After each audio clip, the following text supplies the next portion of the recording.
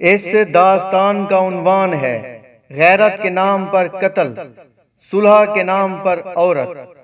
وہ ایک طوفانی رات تھی جب میرے سامنے صرف دو راستے رکھے گئے، بیوی کو چھوڑ دو یا گھر سے نکل جاؤ۔ میں نے اپنے فالج زدہ والد کی طرف دیکھا جن کی آنکھیں آنسوؤں سے تر تھی، مگر اپنے بیٹے کے حوصلے پر فخر تھا۔ ان کے ٹمٹماتے چہرے اور آنکھوں کی چمک مجھے بتا رہی تھی کہ مرد بن کر جیو، اور مرد اپنی شریک حیات کو اکیلا نہیں چھوڑتا۔ میری بیوی ایک کونے میں سہمی ہوئی کھڑی میری طرف دیکھ رہی تھی۔ میں نے ایک نظر سب پر ڈالی، اپنی بیوی کا ہاتھ پکڑا اور گھر سے نکل آیا۔ میری جیب میں صرف 500 روپے تھے، مگر حوصلہ پہاڑ سے بھی بلند تھا۔ یہ حوصلہ اس رات مجھ میں کہاں سے آ گیا نہیں جانتا، مگر اتنا جانتا ہوں کہ اس رات میں دنیا کی ہر طاقت سے ٹکرا سکتا تھا۔ بینا مجھے ایک حادثے میں ملی۔ شادی کی رات پہلی بار اسے دیکھا۔ شادی کیا تھی؟ جرگہ کا فیصلہ تھا جو دو خاندان کے بیچ دشمنی کو صلح میں بدلنے کے لیے دیا گیا تھا۔ بینا کے بھائی اور چچا نے میرے بھائی کو قتل کر دیا تھا۔ وہ تو جیل چلے گئے، مگر دشمنی دونوں طرف بن گئی۔ آئے روز ایک دوسرے پر گھات لگا کر فائرنگ کرنا، دونوں طرف زندگی اجیرن تھی۔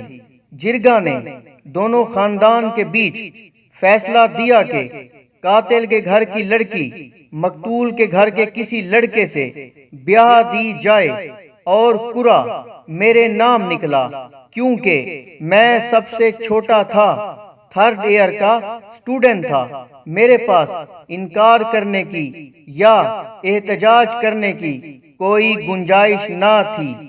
دبے لہجے میں احتجاج کیا بھی، مگر مجھے سب ایسے دیکھ رہے تھے جیسے میں دنیا کا سب سے بڑا بے غیرت انسان ہوں۔ گھر میں خوشیاں منائی جا رہی تھی کہ دشمن کو منہ کی کھانا پڑ رہی ہے۔ ان کی عورت ہمارے گھر آئے گی، اب وہ ساری عمر ہمارے سامنے آنکھ اٹھا کر بات نہیں کر سکتے۔ جہالت اور کسے کہتے ہیں؟ غیرت کے نام پر قتل کرتے ہیں اور صلح کے نام پر عورت کو بھیڑ بکریوں کی طرح انا کی بھینٹ چڑھا دیتے ہیں۔ ان تمام معاملات کو مد نظر رکھتے ہوئے میرا نکاح ہوا اور مجھے اس کے کمرے میں بھیج دیا گیا۔ سادہ سے لباس میں ایک ڈری سہمی ہوئی لڑکی بیڈ پر خود کو چادر سے پوری طرح ڈھانپ کر بیٹھی تھی۔ عجیب سی کیفیت ہو رہی تھی، جیسے خواب میں چل رہا ہوں۔ نکاح کیسے ہوا؟ مولوی نے کیا کہا؟ میں نے کیا جواب دیا؟ کچھ بھی تو یاد نہیں۔ دل بجھا بجھا سا تھا، کوئی خوشی، کوئی امنگ، کوئی جذبہ، کچھ بھی موجود نہیں تھا۔ اب بیڈ پر بیٹھی اس لڑکی کو دیکھ کر مزید وحشت ہو رہی تھی، جیسے میرا سر مونڈ دیا گیا ہو۔ میں ایک تجسس لیے بیڈ پر ایک کونے میں بیٹھ گیا۔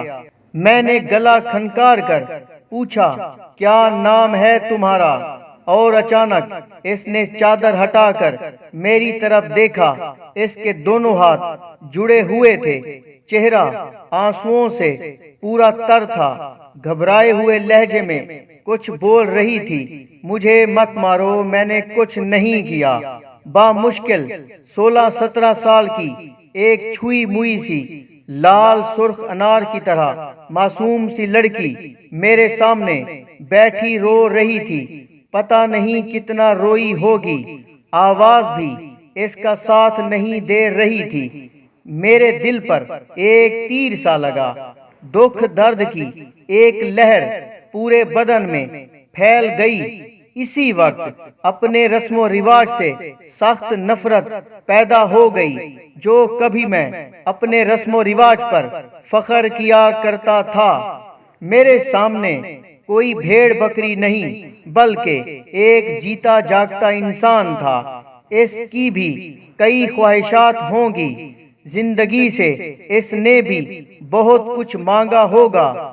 وہ پوری طرح کانپ رہی تھی، خوف دہشت سے اس کے ہونٹ بالکل سفید ہو رہے تھے۔ میں اٹھا، گلاس پانی کا دیا جو ٹیبل پر رکھا تھا، اور وہ ایک ہی سانس میں پی گئی۔ میں نے پوچھا، تم کیوں ایسا سمجھ رہی ہو کہ میں تمہیں ماروں گا؟ کیا میں تمہیں ایسا لگتا ہوں؟ اس نے سر کو ہلکا سا دائیں بائیں ہلایا مگر بولی کچھ نہیں، بس ڈری سہمی ہوئی نیلی آنکھوں سے ہرنی کی طرح میری طرف دیکھ رہی تھی۔ وہ جو رحم اور ہمدردی کے جذبات تھے اچانک پیار میں بدل گئے۔ اس معصوم سی لڑکی پر بہت زیادہ پیار آیا۔ میں نے اسے کمبل اوڑھایا اور سلا دیا مگر وہ چپ چاپ لیٹی رہی، سو نہیں رہی تھی۔ مجھے سمجھ نہیں آ رہی تھی کیسے اس کا ڈر ختم کروں۔ وہ رات اللہ اللہ کر کے گزر گئی۔ صبح میں جلدی اٹھ کر باہر چلا گیا مگر مجھے معلوم تھا اس پر کیا گزرے گی۔ سارا دن میں پہلی بار اتنا زیادہ اس لڑکی کی وجہ سے پریشان تھا۔ اس پر دن بھر کیا بیت رہی ہوگی یہی سوچتا رہا، بس رات کا انتظار تھا۔ سارا دن مٹر گشت کر کے رات گھر آیا تو اسے کچن میں برتن دھوتے ہوئے پایا۔ میں خاموشی سے اپنے کمرے میں چلا گیا۔ وہ کمرے میں آئی تو اسے دیکھ کر دل اپنی جگہ پر آ گیا۔ اس رات اس سے بہت ساری باتیں کی، بہت معصوم تھی، بہت تسلیاں دی، بہت سمجھایا، دن بھر کا حال پوچھا تو وہ رو پڑی۔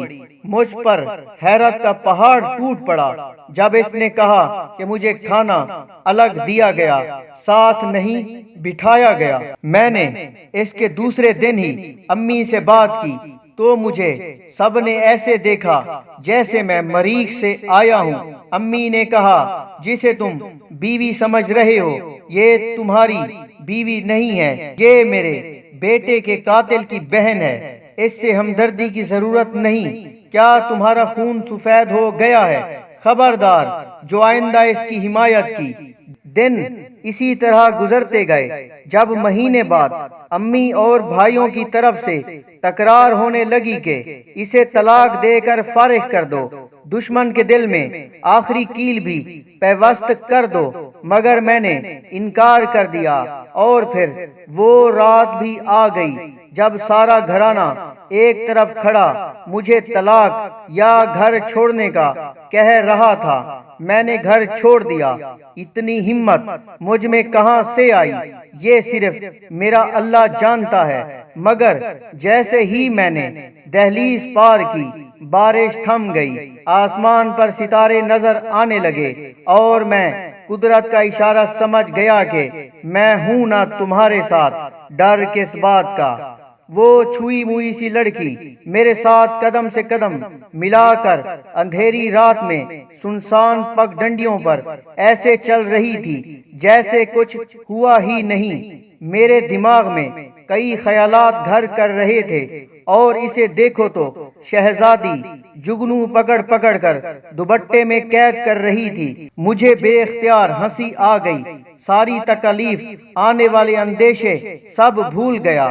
میں نے کہا، او پاگل لڑکی، تمہیں پتہ ہے ہم کہاں جا رہے ہیں؟ وہ میری طرف بے فکری سے لہجے میں دیکھ کر بولی، مجھے کیا کرنا ہے معلوم کر کے، آپ ہو نہ میرے ساتھ، مجھے اب ڈر نہیں لگتا کسی سے بھی۔